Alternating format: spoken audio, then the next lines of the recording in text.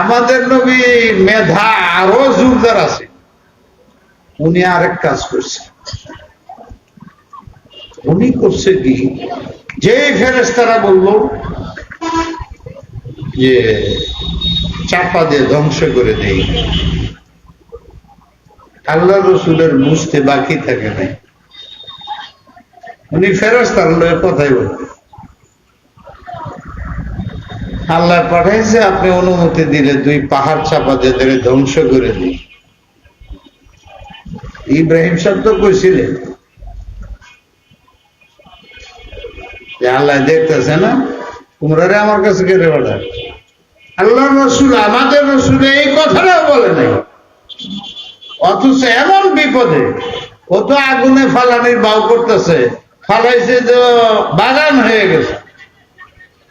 আর আমাদের নবীর অবস্থা তো রক্ত ঝরতেছে, হাড্ডি ভাঙছে, পিপাসায় মরতেছে, ব্যথা আহত, এই অবস্থায় এই প্রশ্ন।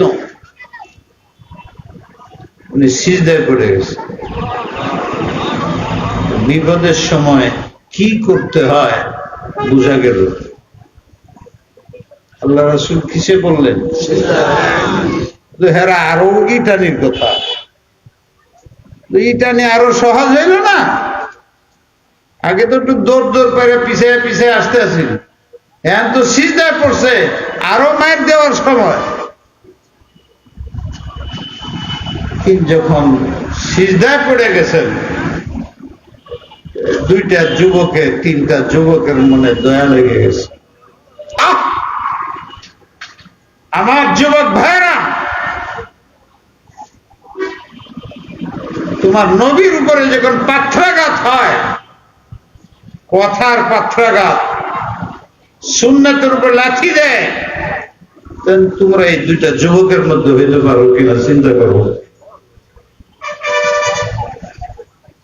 গোলাম ছিল এরা 2 জন কৃত দাস। যে মালিকের কাছে গেছিল দাওয়াত নিয়ে, ওরা পিটায়া পুটায়া বাগানতেও বাইর করছে, আর এই অবস্থা সৃষ্টি করছে। অর্থ মানুষের মধ্যে অহমিকার সৃষ্টি করে, আমিত্ব ভাব সৃষ্টি করে, ক্ষমতা মানুষের মধ্যে আমিত্ব ভাব সৃষ্টি করে, জুলুম অত্যাচার করে। নিরীহ মজলুম দেখে না তারা।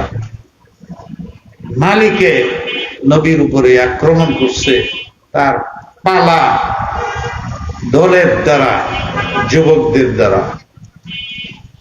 এদের ইতিহাস কলঙ্কিত, এই যুবকদের ইতিহাস কলঙ্কিত হয়ে থাকবে। ইতিহাস ভরা, আসলের বিচার তো আছেই, কিন্তু আল্লাহ মাফও করে দিতে পারে। কেন? উনি তো দয়ালু।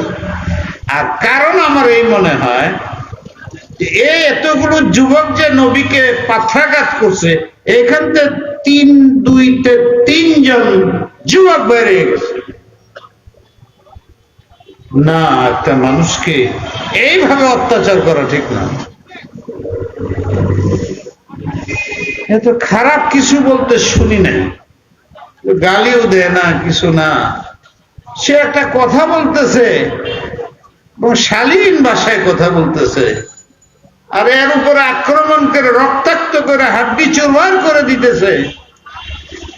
এটা কোনো বৃদ্ধের খেয়ালে আসে নাই।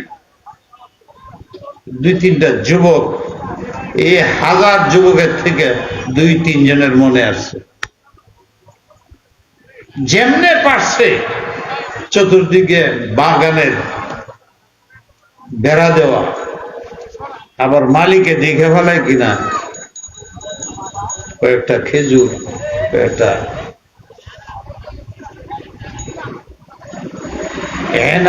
এনাবরে না কি কয়, আঙ্গুর নিয়া, যেটা আমাদের হক আপনাদের দিলাম। এই 2টা যুবকের আশ্রয়ে আল্লাহ পাক ওই দিন আল্লাহর নবীকে বাঁচাই দিলেন।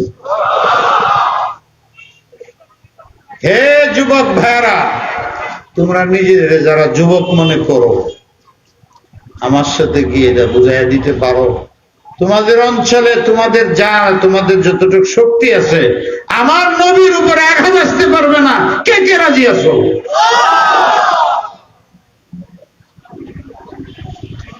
ওই যুবকের ইতিহাসকে স্বর্ণাক্ষরে লেখা থাকবে, তোমাদেরটা অসন্নক্ষরে লেখা থাকবে। ওই তোমাদের দুইজনের উসিলায় বাকি যুবকদের ক্ষমা হয়ে যেতে পারে। হুজুর যুবকদের খুব মহব্বত করতেন। হুজুর সিজদায় পড়ে গেল। এখানে শিখার জিনিস আছে। তুমিও বিপদে পড়লে সিজদায় পড়ো। এই হাদিসে আবু দাউদের মধ্যে আছে,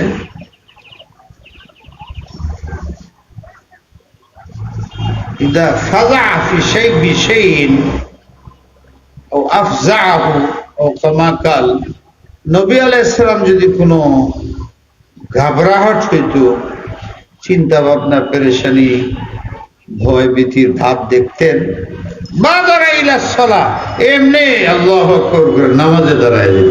সুতরাং রাসূল পাক সিজদায় পড়ে গেছেন। নামাজের সবচেয়ে বড় আমল হইল সিজদা। এটার দ্বারা আমরা আল্লাহকে বুঝাই যে আল্লাহ, আমার যত বৈশিষ্ট্য এই জায়গাটা যদি কেটে ফেলাই দিই, তা আমার কোনো বৈশিষ্ট্য থাকে না। আমার যত বৈশিষ্ট্য এটা হলো আমার জবানের দ্বারা। কি সুন্দর উপস্থাপনা, কি সুন্দর সুর, মানুষকে আকৃষ্ট করে। মানব আকৃষ্টের একটা হলো আমার এই জবানের কথা, শালীন কথা, আমার সুর। কোরআন শরীফ সুন্দর পড়ি বা সুন্দর করে গান করতে পারি, আমার মানুষ আকৃষ্ট হয়। এটার একটা মাধ্যম হলো আমার মুখ, জবান। এখানে আছে আরেকটা জিনিস, মানুষ আকৃষ্ট হয় এই যে কথাগুলো শুনে তার কাছে ভালো লাগে, তখন সে আকৃষ্ট হয়, শ্রদ্ধা করে, ভক্তি করে, মহব্বত করে।